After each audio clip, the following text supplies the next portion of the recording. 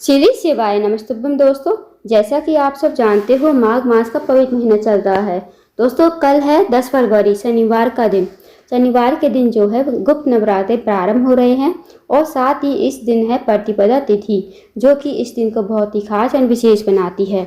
तो दोस्तों, पूज्य गुरु जी पद्म मिश्रा जी ने कुछ विशेष उपाय बताए हैं जो आपको 10 फरवरी शनिवार के दिन करने हैं। यदि आप इन उपाय को करते हो तो आपकी जो भी मनोकामना होगी, चाहे वो धन से जुड़ी हुई हो, व्यापार से जुड़ी हुई हो, या आपकी नौकरी नहीं लग रही हो, या आपके किसी कार्य में रुकावट आ रही हो, तो इन उपाय को अवश्य कीजिएगा। इन उपाय को करने से आपकी सारी जो मनोकामनाएं हैं वो पूर्ण हो जाएंगी। साथ ही आपके जीवन में जो भी समस्याएं हैं, सारी समस्याएं आपकी दूर हो जाएंगी। तो दोस्तों, आइए जानते हैं उपाय कैसे करने हैं। पहला जो उपाय है दोस्तों, वो है मनोकामना पूर्ति के लिए। यदि आपकी कोई विशेष मनोकामना है, आपने कई प्रकार के व्रत नियम सब कर लिए, फिर भी आपकी मनोकामना है पूर्ण नहीं हो रही, या आप कहीं नौकरी ढूंढ रहे हो, आपको नौकरी कहीं नहीं मिल रही है, या आप इंटरव्यू के लिए जाते हो, सफल नहीं हो पाते, आपको जीवन में सफलता नहीं मिल पा रही है, तो इस उपाय को अवश्य कीजिए। इस उपाय को करने के लिए दोस्तों, आपको लेना है एक तांबे के पात्र में 1 लोटा जल। साथ ही आपको लेना है एक बेलपत्र। बेलपत्र जो है कहीं से कटी फटी नहीं होनी चाहिए, इस बात का ध्यान रखें। साथ ही आपको लेना है 1 चम्मच शहद, और इन्हें लेकर आप चले जाइए शिव जी के मंदिर में शनिवार के दिन। शिव जी के मंदिर में पहुंचकर सबसे पहले आपको 1 लोटा जल श्री शिवाय नमस्तुभ्यम कहते हुए शिवलिंग के ऊपर समर्पित कर देना है। उसके बाद दोस्तों, जो आपके पास बेलपत्र है ना, वो आपको अपने सामने रखनी है, और जो आपके पास शहद है, जो आपकी सबसे छोटी वाली उंगली होती है, उसके साथ वाली उंगली जिसे हम अनामिका उंगली कहते हैं, उस उंगली से आपको जो बड़ी वाली पत्ती होती है बेलपत्र की, उस पर आपको ओम बनाना है, शहद से ओम बनाना है। और जो बेलपत्र की 2 पत्ती होती हैं ऊपर वाली, उन पर आपको बस एक एक बिंदी शहद की लगा देनी है।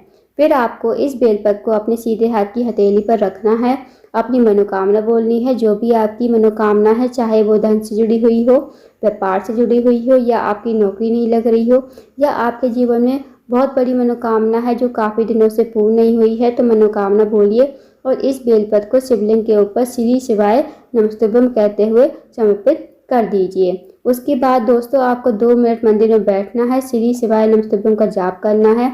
फिर आपको भगवान को प्रणाम करके विनती करके आपको घर आ जाना है। दोस्तों, इस विशेष उपाय को करने से आपकी मनोकामना अवश्य ही पूर्ण हो जाती है। तो दोस्तों, इस विशेष उपाय को अवश्य कीजिएगा। अब जानते हैं दोस्तों अगले उपाय के बारे में। अगला जो उपाय है दोस्तों, वो भी मनोकामना पूर्ति के लिए है। यदि आपकी कोई मनोकामना है, आपने कई प्रकार के व्रत नियम सब कर लिए, फिर भी आपकी मनोकामना है पूर्ण नहीं हो रही, या आपका कोई कार्य है बहुत दिनों से अटका हुआ है, पूर्ण नहीं हो रहा, तो इस विशेष उपाय को अवश्य कीजिए। साथ ही साथ आपके विवाह में अगर बाधा आ रही है, अड़चन आ रही है, तो भी आप इस उपाय को कीजिए। इस उपाय को करने के लिए दोस्तों, आपको लेने हैं 5 हरे मूंग के दाने। साथ ही आपको लेना है 1 लोटा जल। अब इस उपाय को भी आप सुबह से लेकर शाम तक कभी भी कर सकते हो। अब आपको इन दोनों सामग्री को लेकर जाना है शिव जी के मंदिर में। अब दोस्तों, जो आपने हरे मूंग के दाने लिए हैं ना, वो आपको देख लेने हैं, कहीं से खंडित नहीं होने चाहिए। अब आपको शिव जी के मंदिर पहुंचकर जो आपके पास 5 हरे मूंग के दाने हैं ना, उनमें से आप 1 हरा मूंग का दाना जो है गणेश जी के स्थान पर समर्पित कर देना है। जो जलाधारी होती है ना, जब हम शिव जी पर जल समर्पित करते हैं, जहाँ से जल नीचे बहकर गिरता है, तो वो जलाधारी होती है। अब दोस्तों, आप सबको पता होगा कि जलाधारी पर जो है पूरा शिव जी का परिवार विराजमान है, तो आप जलाधारी पर ही पहला हरा मूंग का दाना श्री शिवाय नमस्तुभ्यम कहते हुए गणेश जी के स्थान पर समर्पित कर दोगे।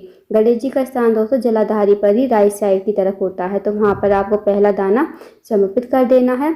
अब जो दूसरा दाना है, वो आपको समर्पित करना है कार्तिकेय जी के स्थान पर। जहाँ गणेश जी का स्थान होता है, उसी के अपोजिट साइड में कार्तिकेय जी के स्थान होता है, तो वहाँ पर आपको श्री शिवाय नमस्तुभ्यम कहते हुए दूसरा हरा मूंग का दाना आपको समर्पित कर देना है। अब दोस्तों, जो तीसरा दाना है, वो आपको माता अशोक सुंदी के स्थान पर समर्पित करना है। माता अशोक सुंदी जो है शिव जी की सबसे छोटी और सबसे प्रिय पुत्री हैं, तो आपको तीसरा हरा दाना जलाधारी पर बीच में मोटी सी लाइन बनी होती है नाग देवता की तरह, वही माता अशोक सुंदी का स्थान होता है, तो वहाँ पर आपको तीसरा हरा मूंग का दाना श्री शिवाय नमस्तुभ्यम कहते हुए समर्पित कर देना है। अब दोस्तों जो चौथा स्थान है वो है पार्वती जी का हस्तकमल। जो शिवलिंग का कटी भाग होता है ना, वो जहाँ शिवलिंग विराजमान होता है, नीचे आप देखना गोल गोल भाग होता है, उसे कटी भाग कहते हैं। तो वही पार्वती जी का हस्तकमल होता है। तो वहाँ पर आपको चौथा जो दाना है श्री शिवाय नमस्तुभ्यं कहते हुए समर्पित कर देना है। अब दोस्तों आपके पास बचा एक हरा मूंग का दाना। जो आपके पास एक लोटा जल है ना, उस हरे मूंग के दाने को आपको लोटे के जल में डाल देना है। अब इस लोटे के जल को जहाँ जहाँ आपने ये हरा मूंग के दाने चढ़ाए थे, पहले गणेश जी के स्थान पर, फिर कार्तिकेय जी के स्थान पर, फिर माता अशोक सुंदरी के स्थान पर, फिर पार्वती जी के हस्तकमल पर, ऐसे ही आपको जल चढ़ाना है। थोड़ा सा जल आपको गणेश जी के स्थान पर चढ़ा देना है, फिर कार्तिकेय जी के स्थान पर, फिर माता अशोक सुंदरी, फिर पार्वती जी के हस्तकमल पर। अब जितना भी आपके हाथ में जल बचा है वो आपको पूरा का पूरा शिवलिंग के ऊपर समर्पित कर देना है श्री शिवाय नमस्तुभ्यं कहते हुए। उसके बाद आपको महादेव से प्रार्थना करनी है, विनती करनी है। जो भी आपकी मनोकामना है, जो भी आपका कार्य अटका हुआ है, प्रार्थना कीजिए। या आपके विवाह में बाधा आ रही है, अड़चन आ रही है, तो आप महादेव से जरूर कहिए और इस उपाय को अवश्य कीजिए। 2 मिनट आपको मंदिर में बैठना है, श्री शिवाय नमस्तुभ्यं का जाप करना है। उसके बाद आपको भगवान को प्रणाम करके विनती करके आपको घर आ जाना है। दोस्तों इस उपाय को भी अवश्य कीजिएगा, बहुत ही अचूक और विशेष उपाय है। अब जानते हैं दोस्तों अगले उपाय के बारे में। अगर आपके घर में कोई भी व्यक्ति बीमार रहता है, रोगीला है, या उसकी जो है काफ़ी लंबे समय से दवाइयाँ चल रही हैं पर उसे वो दवाई जो है लग नहीं रही, तो आप इस उपाय को अवश्य कीजिए। इस उपाय को करने के लिए आपको एक लोटा जल लेना है तांबे के पात्र में, साथ ही आपको लेनी है एक बेलपत्री। अब बेलपत्री जो है कहीं से कटी फटी और खंडित नहीं होनी चाहिए दोस्तों। अब आपको इन्हें लेकर पहुंच जाना है शिव जी के मंदिर में। अगर आपको बेलपत्री कहीं से नहीं मिलती है तो आप महादेव के शिवलिंग से विनती करके उठा सकते हो एक बेलपत्री, और उसे धोकर आप इसे यूज़ कर सकते हो।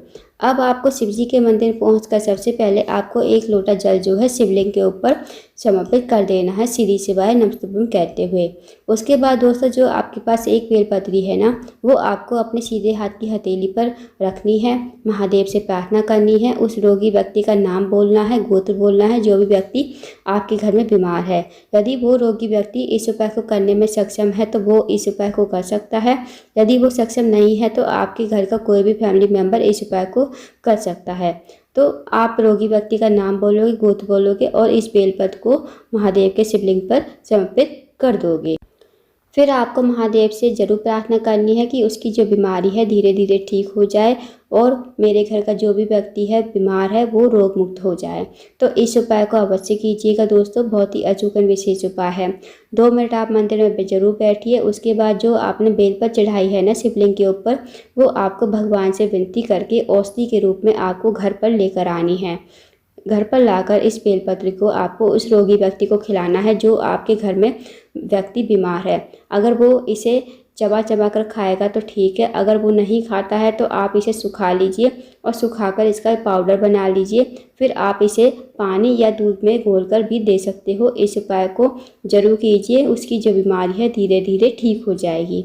अब जानते हैं दोस्तों अगले उपाय के बारे में। अगला जो उपाय है दोस्तों, यदि आपके घर में धन की कमी है या पैसों की तंगी है, आर्थिक समस्या से बहुत परेशान हो, या आपके घर में पैसा तो आता है पर पता नहीं चलता है कहाँ चला जाता है, आप एक पैसा कमाते हो सवा पैसा आपका खर्च हो जाता है, या आपका जो सारा पैसा है बीमारियों में खर्च हो रहा है, तो इस उपाय को अवश्य कीजिए।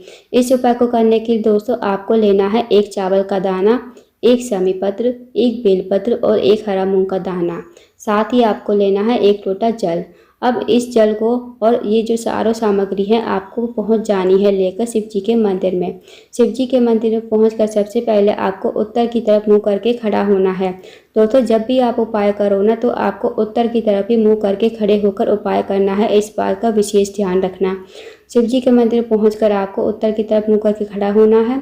जो आपके पास एक चावल का दाना, एक बेलपत्र, एक शमी पत्र और एक हरा मूंग का दाना है ना, वो आपको लोटे के जल में डाल देना है। 4 बार आपको श्री शिवाय नमस्तुभ्यं बोलना है। जैसे एक चावल का दाना डालोगे श्री शिवाय नमस्तुभ्यं, एक बेलपत्र डालोगे श्री शिवाय नमस्तुभ्यं, ऐसे ही आपको 4 बार बोलना है।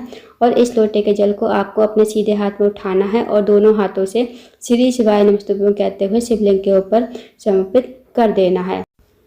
फिर आपको महादेव से प्रार्थना करनी है, विनती करनी है, जो भी आपके घर में धन की कमी है, पैसों की तंगी है या आर्थिक समस्या से बहुत परेशान हो, माता लक्ष्मी आपसे रूठी हुई है, माता लक्ष्मी का आपके घर में निवास नहीं है, तो आप महादेव से विनती करोगे और आपको 2 मिनट मंदिर में बैठना है, श्री शिवाय नमस्तुभ्यम का जाप करना है। फिर आपको भगवान को प्रणाम करके विनती करके आपको घर आ जाना है। तो दोस्तों इस विशेष उपाय को भी अवश्य कीजिएगा, बहुत ही अचूक विशेष उपाय है। दोस्तों ये थे कुछ विशेष उपाय जो आपको प्रतिपदा तिथि यानी 10 फरवरी के दिन अवश्य ही करने हैं। इन उपाय को अवश्य कीजिएगा। पूज्य गुरुजी प्रदीप मिश्रा जी कहते हैं जो भी हम उपाय बताते हैं उन्हें एक बार प्रैक्टिकल करके अवश्य देखें और आपके जीवन में जो है चमत्कार देखने को अवश्य ही मिलेगा। तो दोस्तों अगर आपको जानकारी पसंद आई हो, वीडियो को लाइक करना, शेयर करना और चैनल को जरूर सब्सक्राइब करना। कमेंट बॉक्स में श्री शिवाय नमस्तुभ्यम हर हर महादेव जरूर लिखें।